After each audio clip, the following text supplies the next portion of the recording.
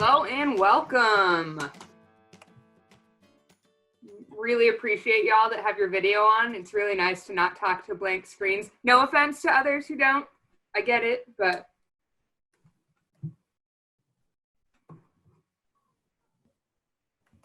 as y'all are coming in, if you can hover over your name and there's the three little dots, if you could add your organization to your name, that is super helpful for us for some context.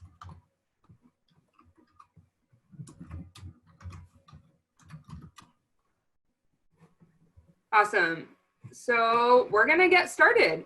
My name is Abby Van Note. I serve as the coordinator of instructional and inclusive programs at UW-Madison, and that also includes youth programs in my title. Jeremy, do you want to introduce yourself? He forgot to unmute. Here we go. Sorry, I did it in practice. Jeremy Hamlett, manager intramural sports and day camp. So I run IAMS and do our day camp, which is Sunday days camp. 18 years with the program. And I'm Sarah Schrenk. I'm at the University of South Alabama in Mobile, Alabama. I'm the assistant director of fitness and camps. Awesome. So just in case you needed a little bit of a guide for how to add your name to your account, if you all can do that by hovering over your picture with the three little dots and adding your institution or your organization to that would be super helpful for us. Just like most of the other NIRSA roundtables, this is being recorded and will be posted to the NIRSA Ideas in Motion website. Make sure you're muted when you're not talking. We will use the chat feature for questions, comments. We will kind of pull some really good ideas out of the chat. So be on the lookout and listen for your name if you hear that, because we're going to pull some of the best ideas out of that space. We want this to be a jumping off point, even though this is roundtable number 3. But using the NIRSA discussion and the ACA discussion boards for continued conversations and additional resources. If you have not looked at ACA, like we've talked about before, they do have free 1-year memberships if you're looking for camp-specific resources. So that's a really good place if you're looking for some additional space to learn. And guidelines for participation, we have had 0 issues with this in all of our other roundtables, which I appreciate, but respect attendees' questions, concerns. This is a sharing of information, no judgment. So we're going to try to keep it in that space, but I don't really have any concerns about that with this group. So we have a hefty agenda today. We're going to try to keep us on track and get through all of this, but we will do a quick update on the status of summer camps, talk about a parent's perspective to online summer camp or summer programming, talk about virtual platforms and virtual risk, types of platforms, cost structures, and then leave about 5 or so minutes to talk about reopening for in-person camps, because I know that is on some people's minds. So if we can launch a quick poll, we are just going to get a sense of who is running or thinking about running virtual programming. So yes, I'm considering it, or no, we're not going to run virtual programming.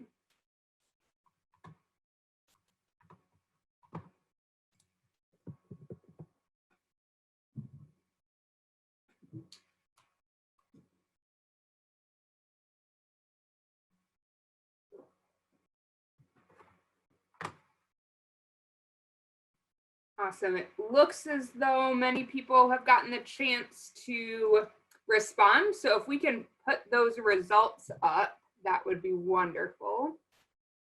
Okay, so 30% of us are running programming, 48% are considering it, and then 23% of us are kind of in that not running virtual programming space. I'm also going to share in the chat a Google Doc. I think many of you have probably seen this, where folks can edit the status of their summer camp in real time. So if you haven't seen this yet, if you could add your camp or your institution or organization to this. And if you haven't updated it since the early April, I'm sure your camp status may have changed.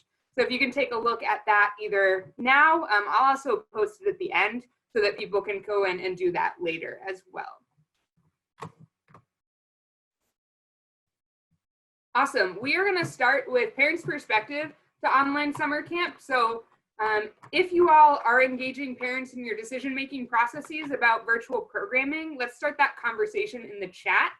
And then Sarah, do you want to share, Sarah and Jeremy, your experiences and thoughts in this space? Sure. So hello again, I'm Sarah. I have a 6-year-old and Jeremy has a 13-year-old. And so I'll talk a little bit about my perspective, which I know is going to be different from Jeremy's just based on the age. I have to be honest that when I first heard about the proposal of virtual camps, I was just really unsure how that would work. And now my perspective is, well, I see some pros to it, definitely, and then I have a lot of questions about it. One thing about my child is that at age 6, she is unable to do a lot of things online herself that include reading directions or doing something that is completely independent without a parent's help. And so if a project was in a virtual camp, how much help would that age child need from a parent, and could a parent be available to do that? On the flip side, when my child is on a screen, that is often a chance for a parent to get some work done, as I'm sure a lot of you who are parents know. And so I am just trying to find, I think, the best online activities for her for which she will feel successful, but perhaps not also need a whole lot of my help. One thing that my child is definitely craving, as I'm sure most kids are, is interaction with other kids. And I'm curious to know if any of you have come up with virtual programming that is a lot more focused on interaction between the children rather than a concept that is more of a teacher in a class, because I think that definitely makes a difference in a child's mental health and spirit, getting to be with their friends and having that interaction versus a doing assignments format. Jeremy? Yeah, so my daughter's the opposite end of the spectrum. She's 13, 8th grade. So she's in her room doing her work. I really don't have to engage much with her on the homework side as much as Sarah does with her 6-year-old. The one thing I am really realizing is, because we're already offering a Google Classroom platform, and we're going to talk about it later in the presentation, but I'm realizing even as a dad that after my daughter's done her 3 to 5 hours of her classwork, when we do our 3 o'clock activities, even sometimes she doesn't, and she loves camp. She's been going to it since she was 4. She doesn't even want to do it just because she's been online already for 4 years. So one of the hopes I have for those of us that will be doing virtual programming in the summer is that maybe it'll be different in the summer when the campers aren't already doing homework for 4 hours and then trying to program with us. It might swing the pendulum where now they're really looking to engage because they're not doing much. On the engagement piece, I can tell you her group is the 12 to 14-year-olds. And I've actually been monitoring that part of the Google Classroom. And our first one, I had a bunch of activities planned, but like 30 minutes in, they just all wanted to chat. So I stopped activities and I just let them chat for 30 minutes and then closed it out. So that's something that you'll have to find out as you get into the virtual platform. The 6 and 7, 8-year-olds are going to need more hand-holding and more directive. The older kids are probably just going to want to hang out, because if you think of camp, that's what they're doing. They're hanging out. So. Awesome. If any other camps can chat about how they're engaging parents or some programming considerations from a parent's perspective, if y'all can throw that in the chat, I think that would be super helpful. But if we haven't thought about that, that's okay too. I know I didn't until I was reconnected with some parents and families and kind of had to rethink the way that I think about virtual youth activities for the summer. Yeah, Anne Marie, same thing, the word of mouth. I did some informal assessment when I called all of our families to process refunds, and that was super helpful for us. I know some other groups have done some surveys as well. Yeah, we've sent out 2 surveys so far. The first survey was kind of broad and still had in-person as an option. The one we sent out this week, because it looks like it might be virtual, we're out in California, was very specific to virtual, and we put a pricing structure, and I'll get into that more when we talk about the classroom. So we launched it yesterday, and I've already got like 30 replies. So kind of curious to see 2 things: if parents are interested in the virtual option, and then if they're willing to pay that fee structure that we're looking at. Awesome. Yeah, surveys to parents, making sure that you're meeting your clients, your parents and families' needs, because there's so many different considerations right now. I think we all know that. Awesome. We're gonna move on to virtual platforms. And Jeremy, if you all were on the first call, he was the one who talked about the Google Classroom that they had set up. So he's gonna share what that looks like for his camp. And then we'll talk about other platforms that people are either using or considering to use. So I'm gonna let him share his screen.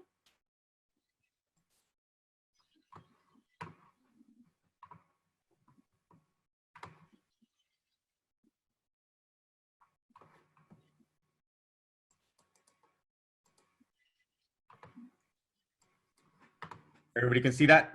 Mm-hmm. Yeah. Okay, so we went with a Google Classroom platform because out here, the Los Angeles Unified School District and a lot of the other local school districts, the kids are already on Google Classroom. So it's something that they're familiar with. So the way we have it set up is we've got all our people here, our teachers, our my students that are working for me. Luckily, I have some that work year round. I also manage the games room. So some of my camp end up being games room students during the regular year. So I've been able to tap into them to help me out. And then here are all they're called students, but they're campers. So these are all the campers that are currently in the system. So we have a stream, which kind of works like Facebook, where there's announcements. We've started putting video announcements. So if you clicked on this, it would actually be a video announcement for today's activity. So we send these out every day as a parent or the camper. So like my daughter's in the Google Classroom, and she gets notifications when something's posted. And it's like Facebook, you could turn it on or off. I keep it on so I can see what we're sending out. And then we have the classroom is set up by week. So we started on 4/6. So today's the week of 5/4. So this is kind of like what we're doing. And then it's set up in Google Docs. So if you're interested in it as a parent, you would go in and it has the materials and it has all the directions. So we're doing it like this. So if kids can't do it at the times that we do it, we do one at 11 and one at 3. They still have the materials and they're there, they're able to do it. And then we ask them to post in the stream so people can see it and people can comment on it. How we're doing it for security is the parents have to email us requesting to be added. We send them an invite. So that's the only way you get into being one of our students, is that you sent us a direct email and we've added you to it. Then we ask questions in the classroom. So if you're gonna participate, so due at 2 p.m. So far 9 have turned it in, 6 are gonna participate, 3 said no. So we know that today we have 6 students that are campers that are gonna participate. And then if you drill down into it, we know who it is. So we direct email them the link. So that's another, because I know security is something that we're all thinking about. That's another security measure that we're using, that we only send that Zoom link to the ones that say that they want to be in it. And then again, it goes to the waiting room, just like you all went to the waiting room, and then we're able to let them in there. So that's how we're monitoring to make sure that it's just our campers that are there. We are sticking, those of you that are ACA accredited, we are sticking to ACA standards. So there's always 2 adults in the room, just like you would never leave a kid alone in-person camp. We don't do that in our virtual camp. So it's always 2 sets of eyes that are in there. One thing that we're getting to do now, trial by error, is we're doing stuff kind of like how we're doing this webinar now. There's the NIRSA magician behind the curtain doing all the stuff we need. And then there's us 3 leading. So we're starting to do that in our Google Classroom. So if Abby and I were leading a group of 9 kids, Abby would be the face and would be the one leading everybody through. And I would be the one monitoring the chat, putting up any instructions, doing all that kind of stuff. So we're definitely figuring out stuff along the way. This summer, if we go do virtual, which is probably going to be what's going to happen, the pricing structure we're looking at is $50 per week just for access without materials. If you want materials, it'll be another $25 so for $75 per week, you can come either Friday or Monday, curbside pickup, reservations, and we'll give you your materials.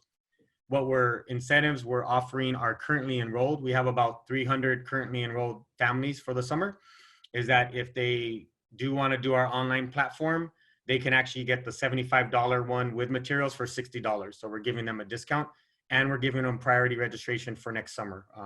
We're in a good spot. We sell out every summer. So I know there's a lot of parents that might do this just to get priority registration for summer 21. So those are some of the creative stuff that we've been doing. Google Classroom works for us, again, because a lot of kids in our area are already on it. It might be different for other parts of the country, but Google Classroom is pretty straightforward. There's a few tutorials that you can find online, or if anybody wants to email me on the side, I can help you out with it. But it took us about a week and a half to kind of fuddle with it. We had a test one and we did it behind the scenes, and we've been live now. I think this is our 5th week into it. So it's not in-person camp, but it's at least connecting them. And like I said, especially the older kids, they are chatting and saying hi, and you can just see their facial expressions. Like they're just excited to see another person.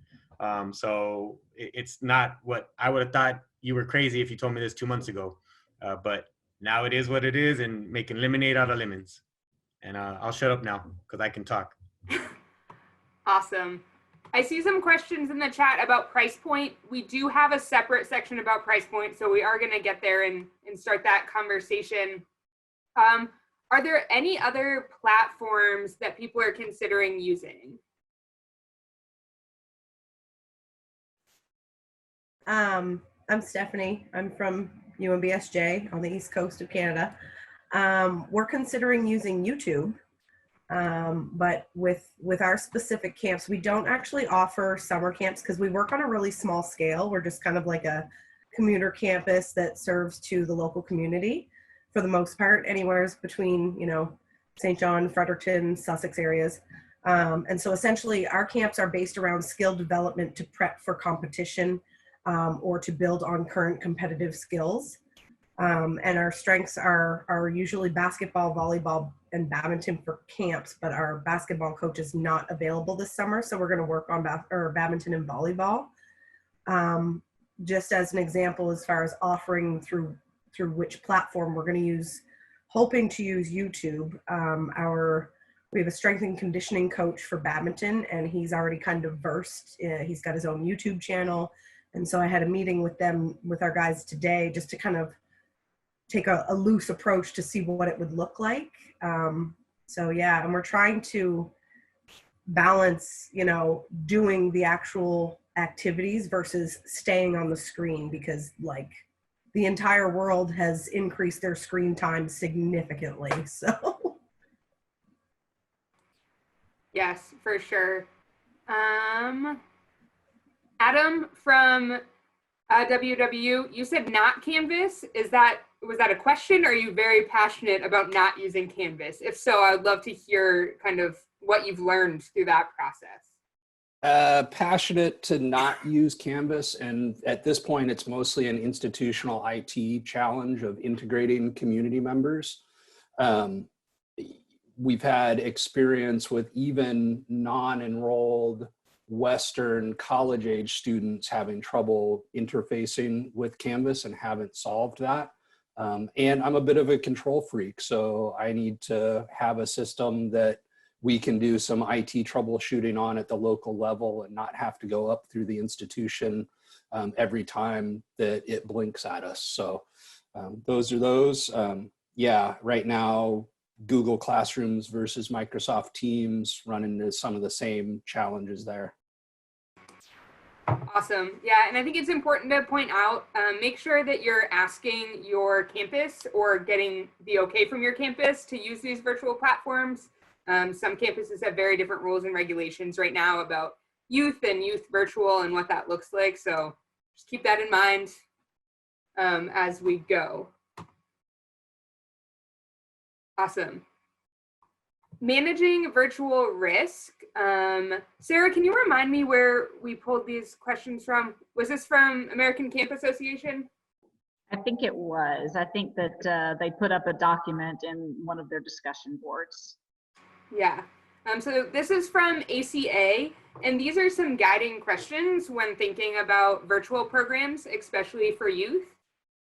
So I would open up the chat for anyone who has thought about these questions, answered these questions, or has insight.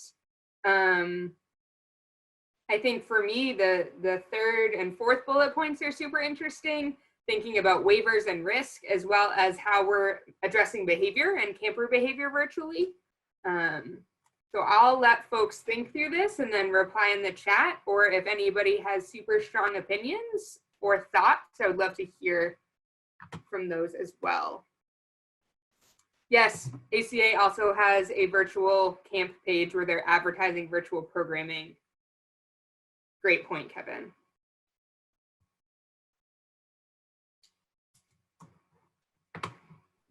So Abby, I'll add something in on the technology side. And I assume this is like this for schools everywhere, but my daughter at her school has to have a signed paper by both the parent and the child about the expectations for how you behave online, things that are acceptable online and not. And so including that in your camp paperwork or virtual paperwork could be a good thing to add in.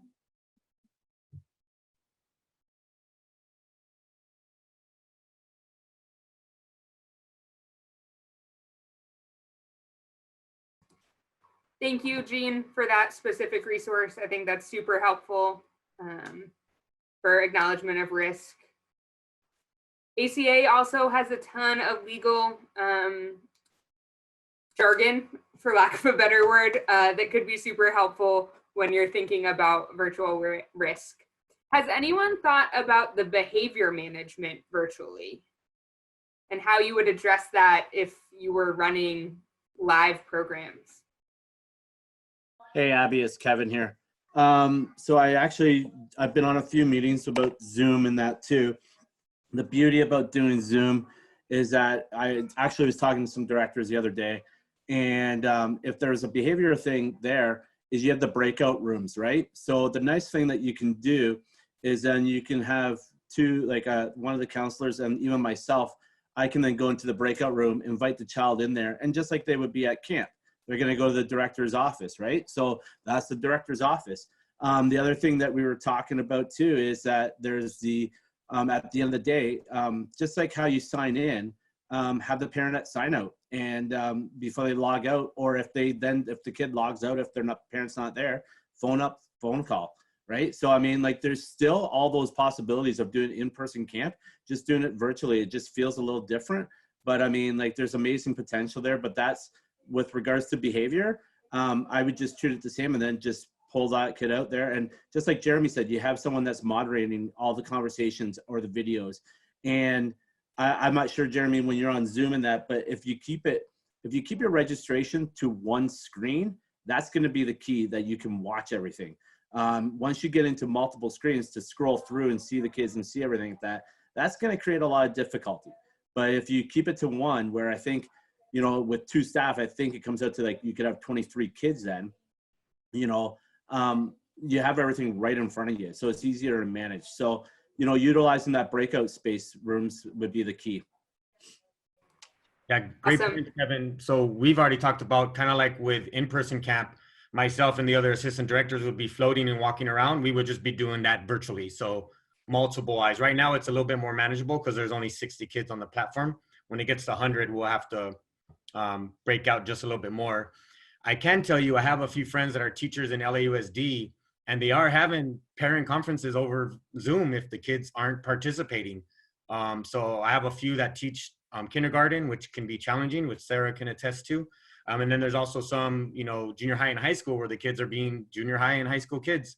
So just like you said, Kevin, having a director's office where you have those conversations, or just doing a virtual parent conference with the parent and, you know, reaffirm what those expectations are for those parents at the house with the kids. Awesome.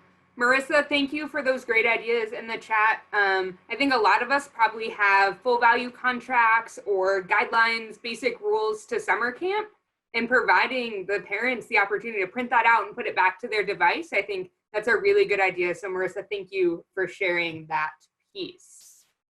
Awesome.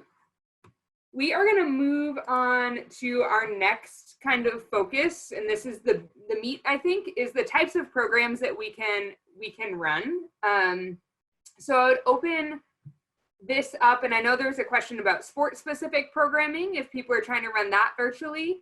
But thinking about ways that you've built community or are going to try to build community virtually, I think this is the live versus in-person or live versus pre-recorded conversation, right? It's a little harder to build community if you're doing a pre-recorded session. Are there partnerships that you're leveraging or working on with your campus partners? What are some screen-free options you may have thought about? We at UW-Madison have committed to one screen-free option per week when we're putting out our virtual programming for our parents because we've heard that is important to them. And then, do parents need to be present? I think this is a big one. So I would open up the chat for any of these answers or any ways that you have thought about this maybe creatively in your program.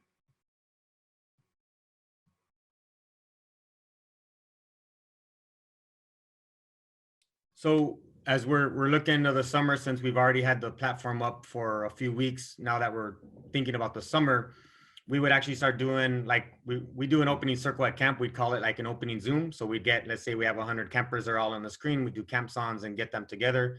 And then what Kevin was talking about, put them in their breakout rooms based on ages.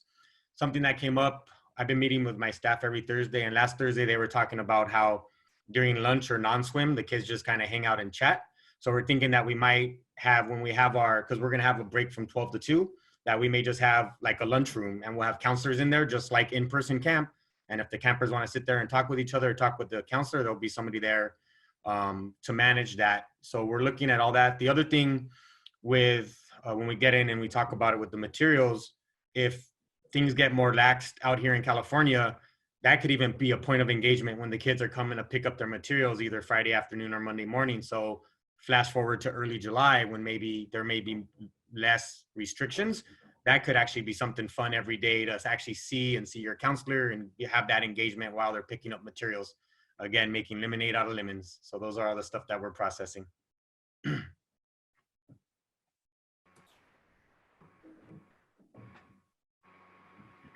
Has anyone thought specifically about partnerships or ways that you could engage maybe your community or your campus community in offering programs? I can talk from example if people want to talk in the chat. We are working with our student union because they are our arts and crafts partners during the typical summer camp. We are a non-arts and crafts in our spaces type of camp. And we're working with them to do some at-home activities that they're either already providing to students, college-age students that we can adapt for kids, as well as looking at putting together maybe some mail home sorts of activities that we can partner with them on.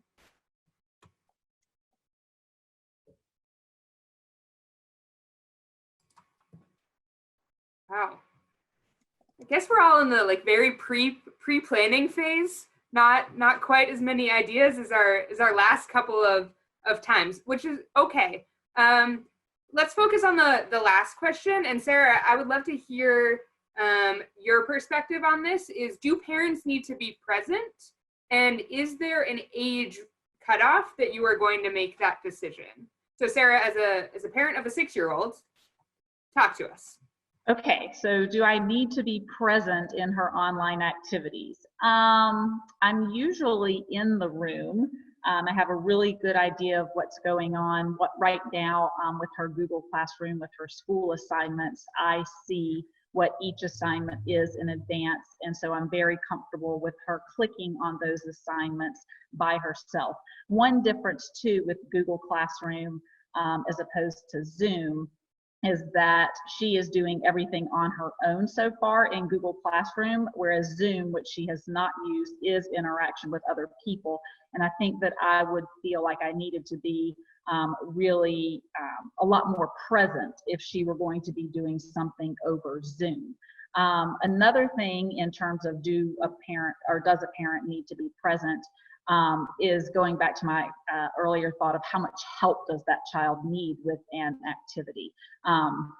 So honestly, activities that can be done more independently, the better. Jeremy? Yes. What we've seen with the Google Classroom the last few weeks is that age is 9. 8 and under, we've seen that the parents are there helping out, engaged, and 9 and up, I've seen moms doing laundry and doing dishes, all the stuff they just can't get to throughout the day. So it's probably going to be similar for other camps too, that 8 and under, it's probably going to need a parent there or an older sibling. I do have 2 pairs of siblings that they're both 5 and the older one's 10. So when it's the younger activity, the older one is actually on. And I think the parents, I haven't asked, but I think that's what the parents are strategically doing, having the older one be there and assist. So that works out really well. We did ask an age question in our survey that we sent out because we want to see how many 4 and 5-year-olds are interested, because we are considering not having 4 and 5-year-olds this year and just starting at 6.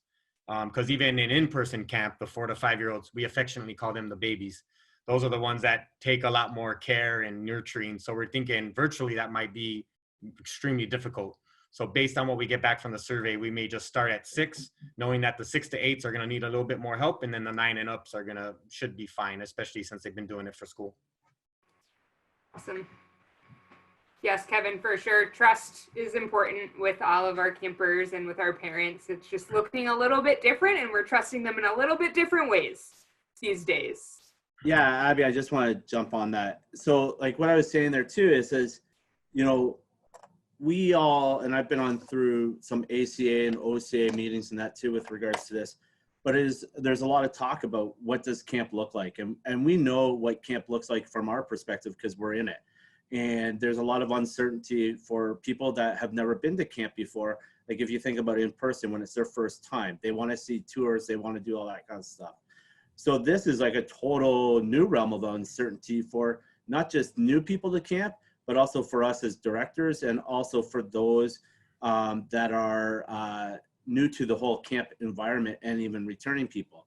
So, you know, one thing is that we were just kind of talking about today is like having those camper orientation meetings, or at least with parents, and having parents like walk through it with them on Zoom, answer those questions, have a town hall with the parents, you know, so they know your expectations, but they know kind of more what they're getting, and really be upfront with what they're paying for if they're paying, and not have anything hidden, because the idea of what this kind of camp looks like is something that is going to look completely different to every single camp, to every single person. So, you know, we have to build trust with the parents in a different capacity for sure.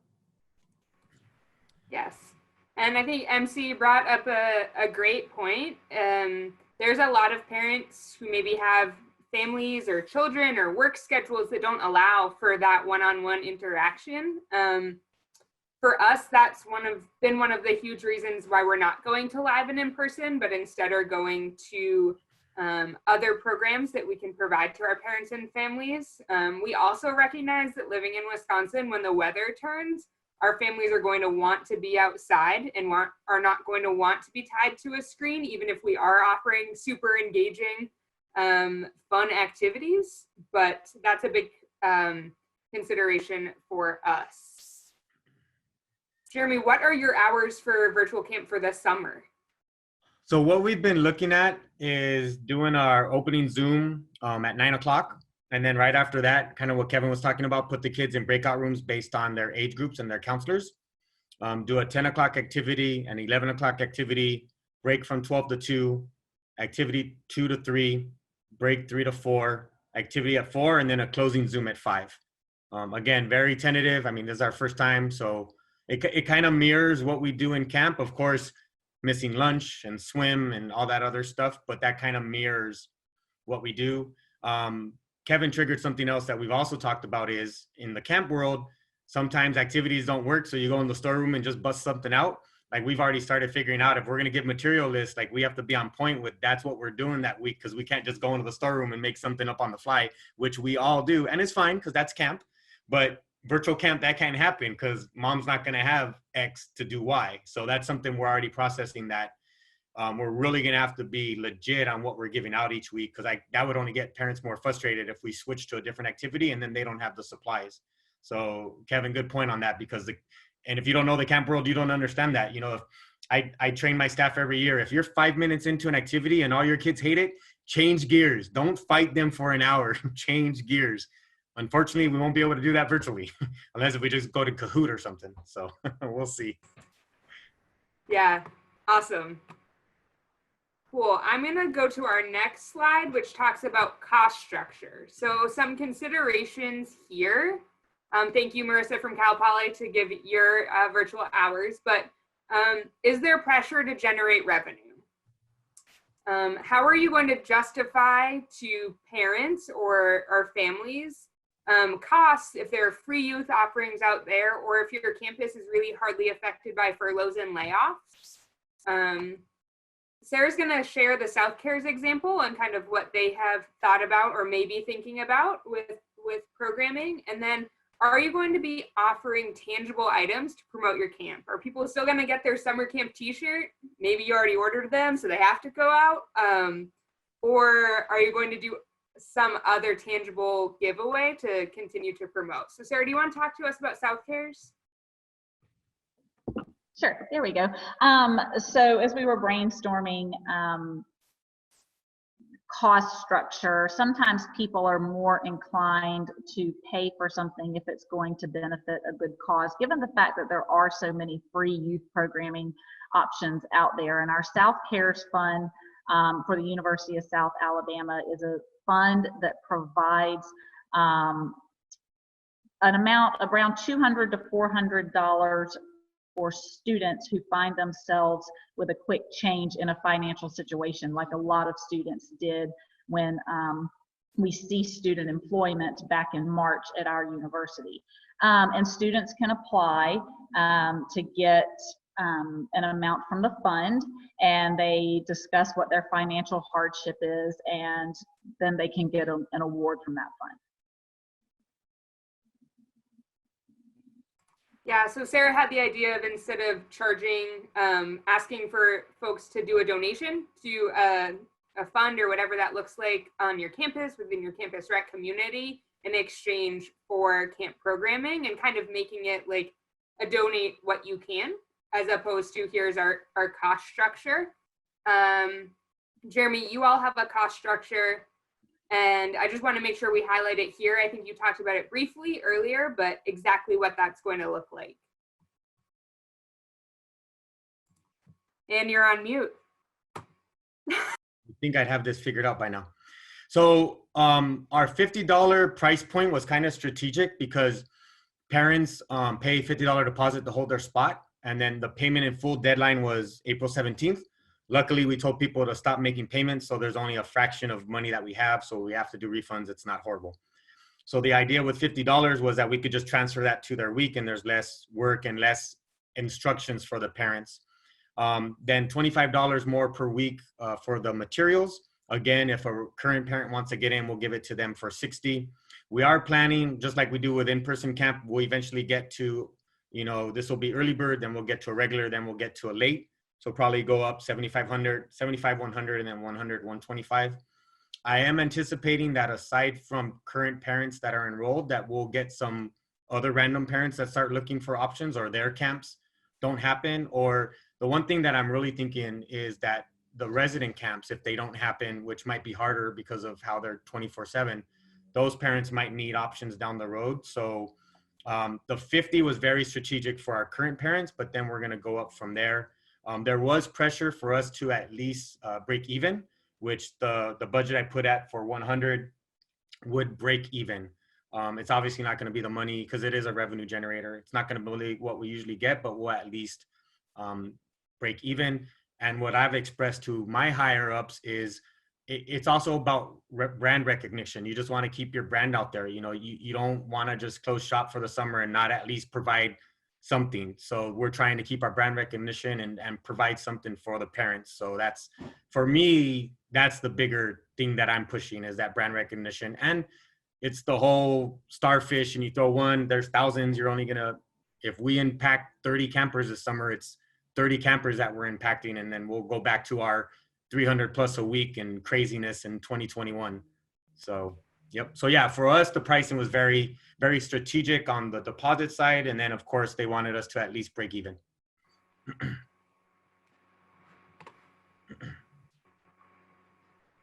Marissa, do you want to talk about a little bit what you all are doing at Cal Poly? I think I see some specific questions in the chat for you, so it may be helpful for you to explain what you all are doing.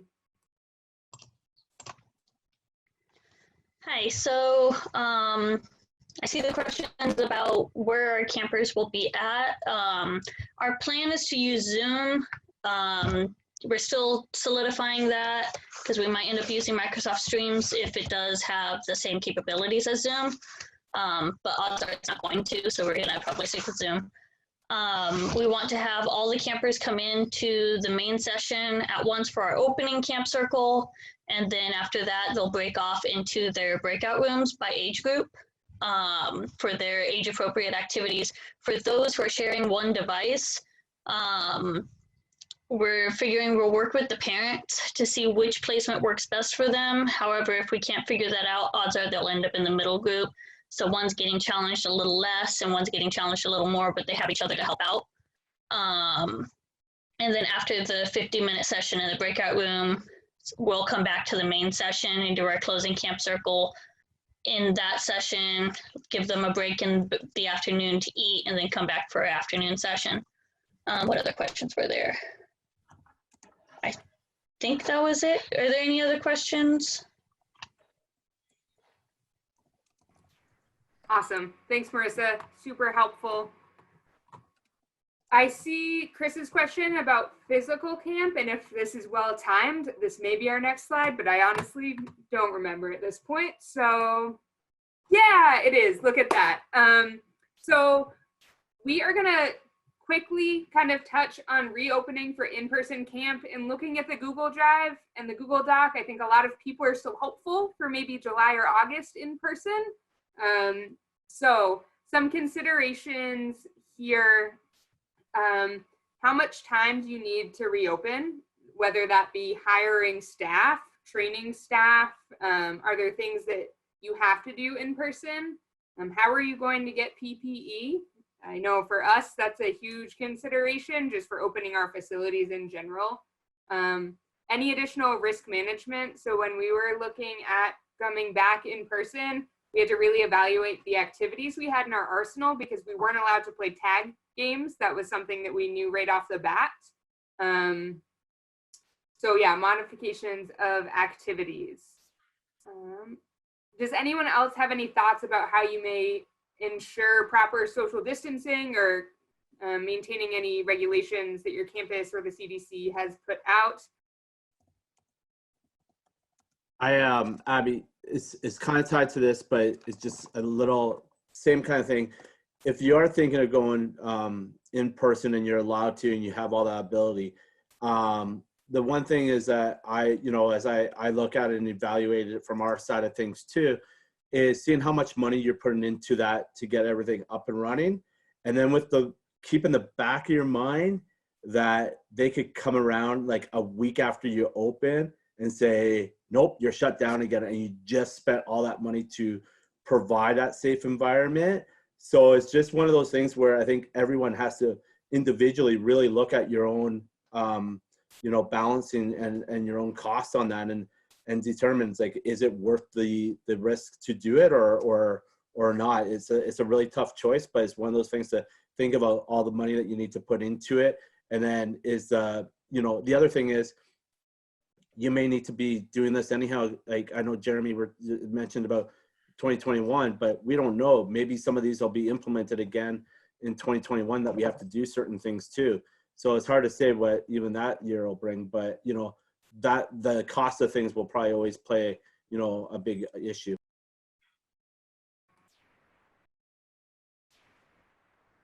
Yeah, Jeremy, are you all still considering in-person at any point?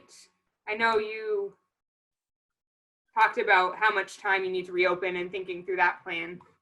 Yeah, so they had asked me for how much time I would need to reopen, and I told them 4 weeks. We had already, for context, we had already done interviews right before we left campus. So we have 35 folks that are ready to work if we open. So I told them I need 2 weeks to do the onboarding and get that squared away. Then I need another week to train, and then another week to get the camp space open. So it would be 4 weeks.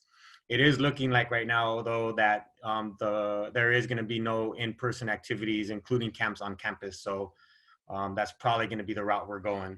So, but if not, then I think 4 weeks is what it would have took for us to get going live. Looks like the University of Montana, Natalie said they were at 4 weeks as well. When we were still thinking about being in person, we were in kind of that 3-week time frame, but that was super early. And at that point, I don't think we even realized how much would have to go into reopening.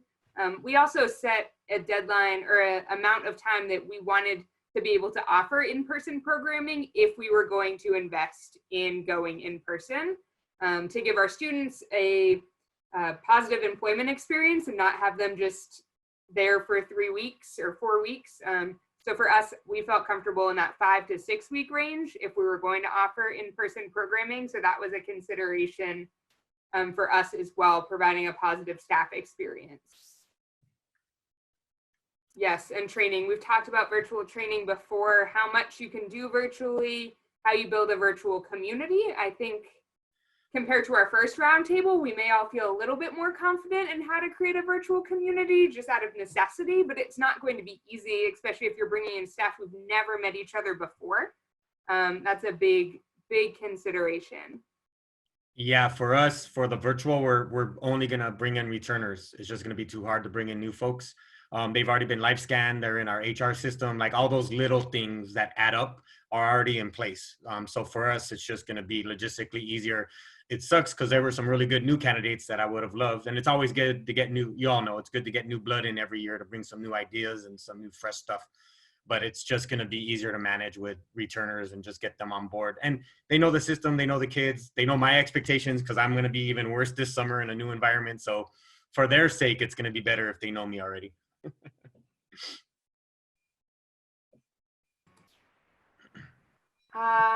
Beth asked, is your time to reopen after your organization has already planned to prepare your facilities to be clean? For us, it was going to be a concurrent process, but that's definitely a consideration, working with your operations or your facility staff about how long they need to clean.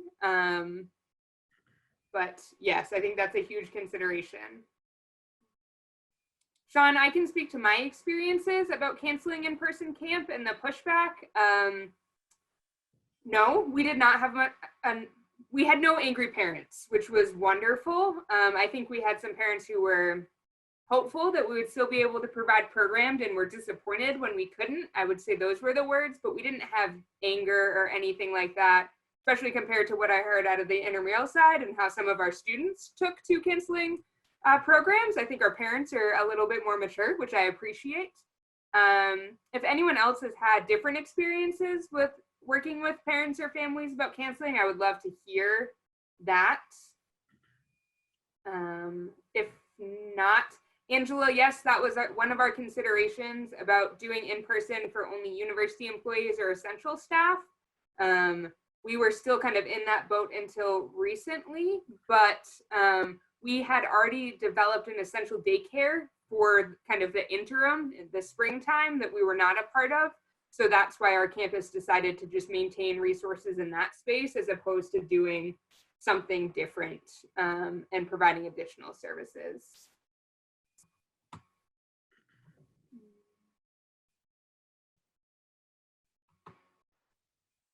Natalie, I think that's a really, really good point. Do you want to talk a little bit about kind of the campus requirements and that tying your hand versus what your community partners are able to do? Yeah, absolutely. What's going on? Sorry, my kids are in the background if you hear them. What's going on with us is that it sounds like our city has, or Montana, first off, our COVID it's not as we're not as restricted as a lot of places just because we haven't had a lot of cases. We are starting to reopen our state already. So it does look like we'll be in a phase where we can run camp in June. However, our university is talking about having everybody on campus has to wear a face mask everywhere. And my concern with that is, you know, having kids in 95-degree weather with a face mask on just doesn't seem viable to me.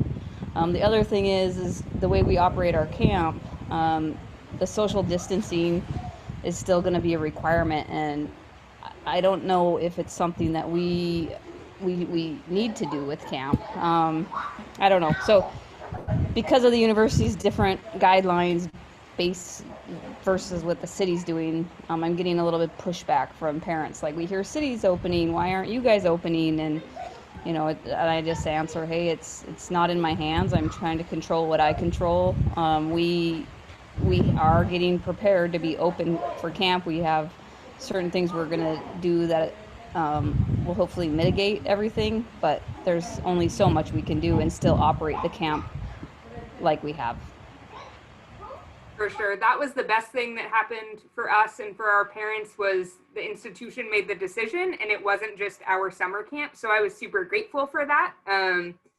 Kind of an out for us, but it made our communication a lot easier. We linked the institution's decision in our cancellation email to parents. And luckily, faculty, staff, and students are our primary audience. So they knew what was up because they worked with us already or work with camp. Yeah, but for those of you who don't have that institutional decision, I am sorry, because that is really tough to have to make the decision on your own. And to Sean's question, I feel like that's when it may get challenging with parents if you don't have that institutional or state guidance to lean on. Awesome. So we have about 8 more minutes, and we don't have to take this time if folks don't want it, but if there's any other questions that we didn't answer, or any other folks that would like to speak or provide some insight into youth programming, whether that's virtual or not, we'll open that space up. I do have a question with regard to camps that are specifically sports specific and specific to skill development as far as strength and conditioning goes. For those that are offering virtual programming, is there like a certain way that you would present the lesson plans, or would you add in challenges for the kids, or just kind of a roundabout way to go about that and to also keep the kids accountable? Because as per my discussion with the coaches earlier today, accountability for these kids is really, really important. So if, you know, we do pre-recorded sessions, we leave it in their hands to hold the responsibility to actually do it and then come back with feedback for it. So I was just kind of wondering if anybody has that approach maybe. That is a great question. Steph, go ahead, Kevin. So this is in Toronto. There's a camp called Elite Camps Basketball, and they've been doing a lot of stuff online and doing very well. They have 200 kids right now doing it, and they're doing a lot of video. So the kids will like videotape themselves, and then they work one-on-one with the coach and evaluate their videos together over Zoom. So they've been really doing a good job on it. You can check in with them. The gentleman's name there, it's funny, it's Kevin. But I was just on a call with him and some other people from Ontario Camp Association, and they're having some good success there. And that's what that camp is just basketball, but and really skill. And you know, the clientele that they serve can may have like better technology to do that kind of stuff. Yeah. So meaning that they a little bit of money in there, but at least to get some perspective of it, I might be a good person to connect with. Okay, great, thanks. We're just trying to, like you said earlier, Abby, like everybody kind of seems to be still in that planning phase because there's such a high level of uncertainty. And as I said in the chat before, like it would be a lot easier if there was a governing body to pull the plug, yes or no, right? So it leaves everybody a little bit confused, but what we're trying to do is focus on strengths, which is badminton and volleyball, and kind of run with it. So yeah, I can say from some conversations I've had with our fitness team about the accountability piece, we have looked at putting out programming and then using our virtual live space as the accountability partners. right. So that's kind of one of the approaches we've taken with some of our groups, but it's hard, especially it's just hard. None of this is easy right now. So that's an approach we're going to try. Can't tell you if it's going to work, but Yeah. why not? Okay. Sorry if I was already sharing my screen. My husband told me it was cloudy out and you all could see that. So that's that. Anne-Marie, that's a great question. Sources people may be using to review or have participants upload videos. We have a private Facebook group for our youth families that we're going to have them upload videos to, but if anyone else has any other thoughts about that, just with their smartphone, that's what we're using. But access, as Adam mentioned, and inclusion and equity is not great in that space.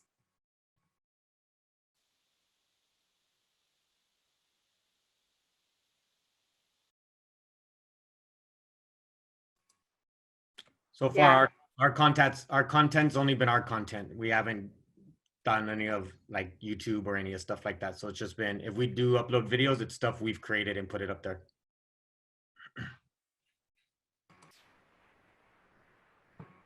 Yeah, Natalie, that's a great point. Doing complete overhaul of camp programming, or as Greg said, starting camp programming during COVID.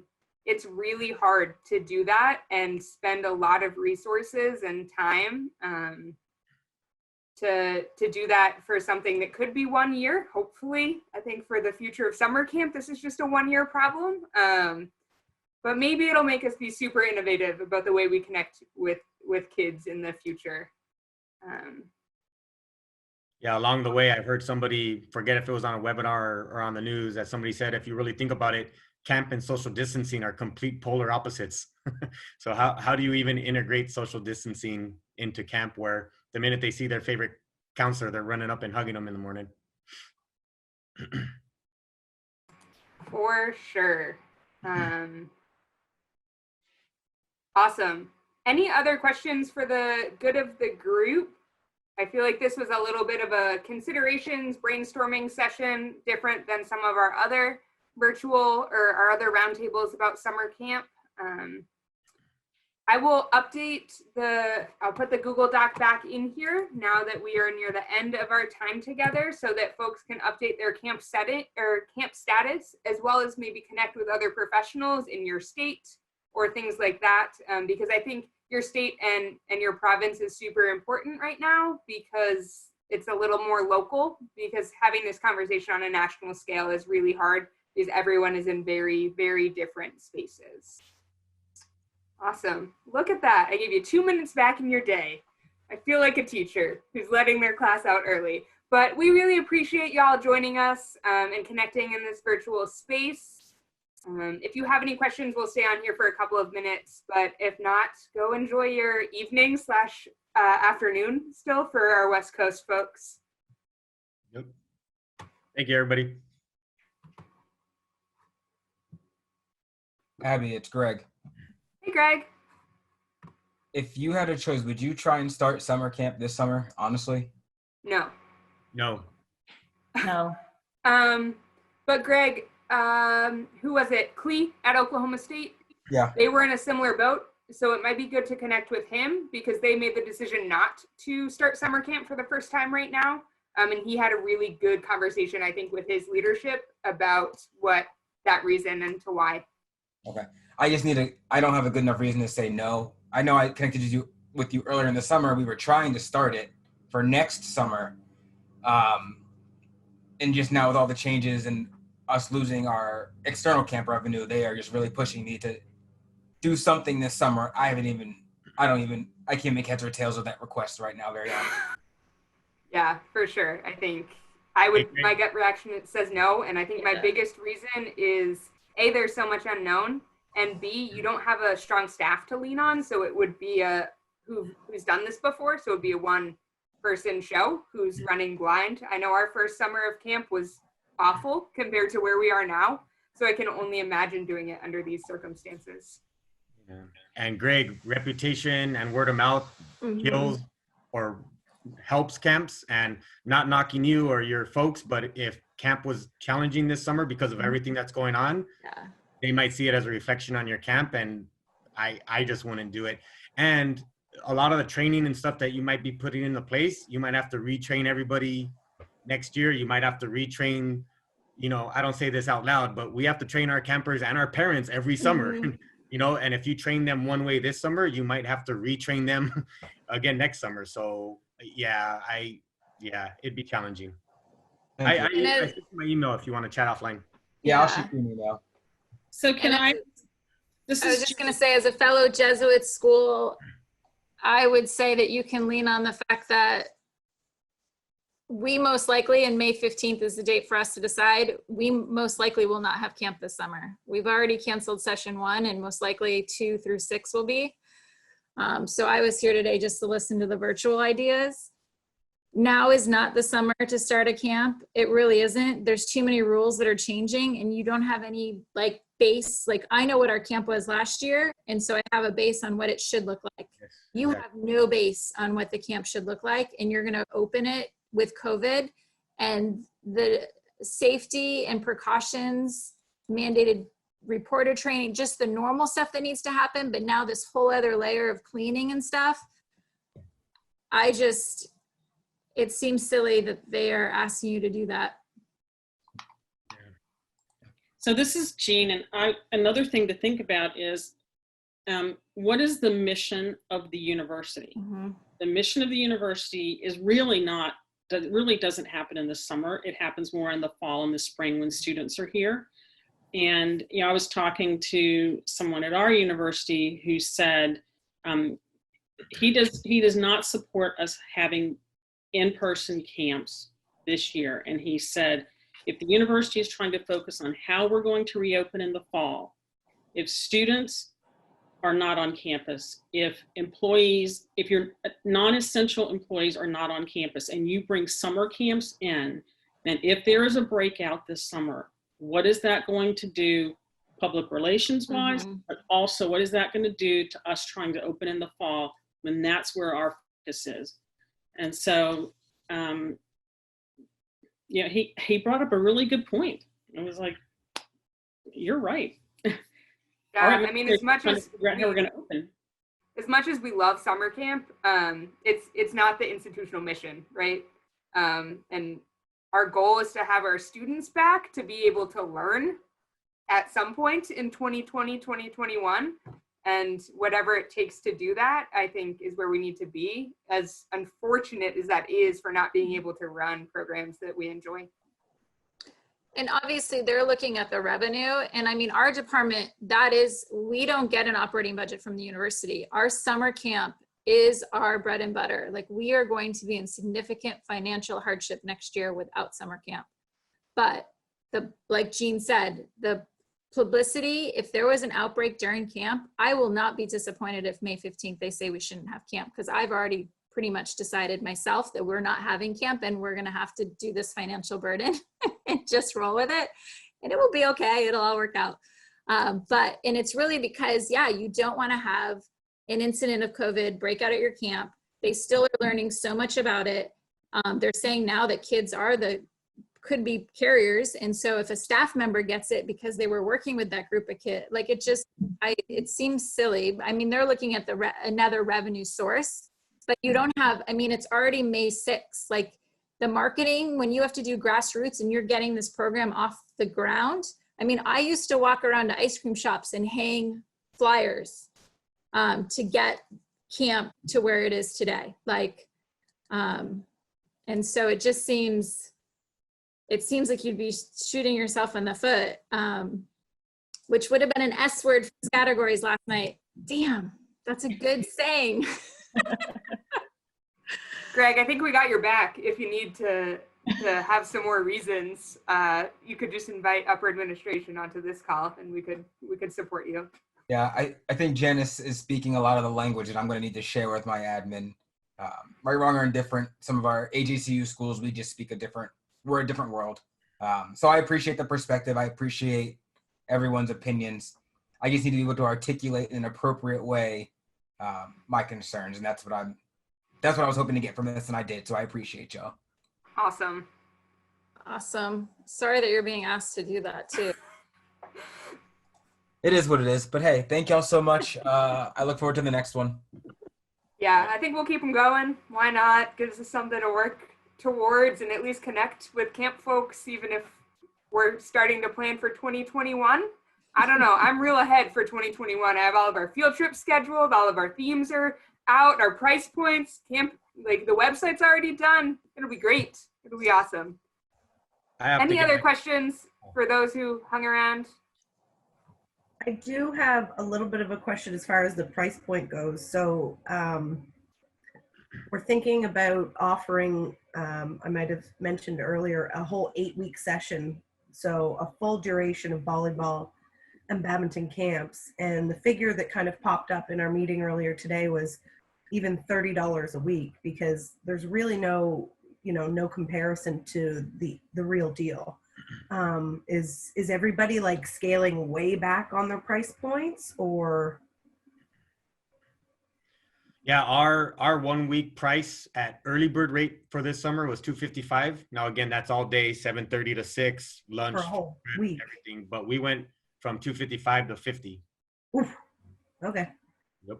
But again, everything else comes down to supplies, staffing, no field trips. So the balance can balance. Not that the camp feel will balance, but the budget can balance because you lose all the other stuff that you don't need. Right. The expenses. Okay. Okay. Jeremy, you said you were doing 255, and what were your hours from 7:30 to 6? Yeah, it's 7:30 to 6. We don't charge extra for morning or afternoon care. It's just included in our price.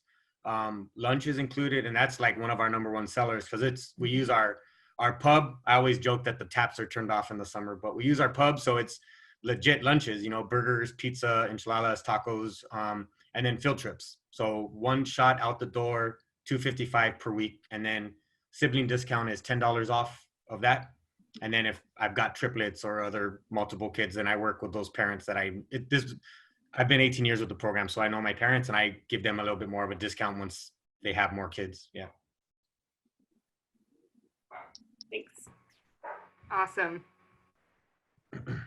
Cool. I think that might be most questions. Thank you all for joining. We will try to schedule something else to at least keep us connected, because I think that's all we can do right now is have strength in numbers. So I'll send out the email to the large group, maybe solicit some feedback about potential topics for the future, and at least keep us all connected. So thank you all for joining. It was great to have you all here. And if you have any questions, feel free to reach out to myself or Jeremy or Sarah or any of the others on our email list.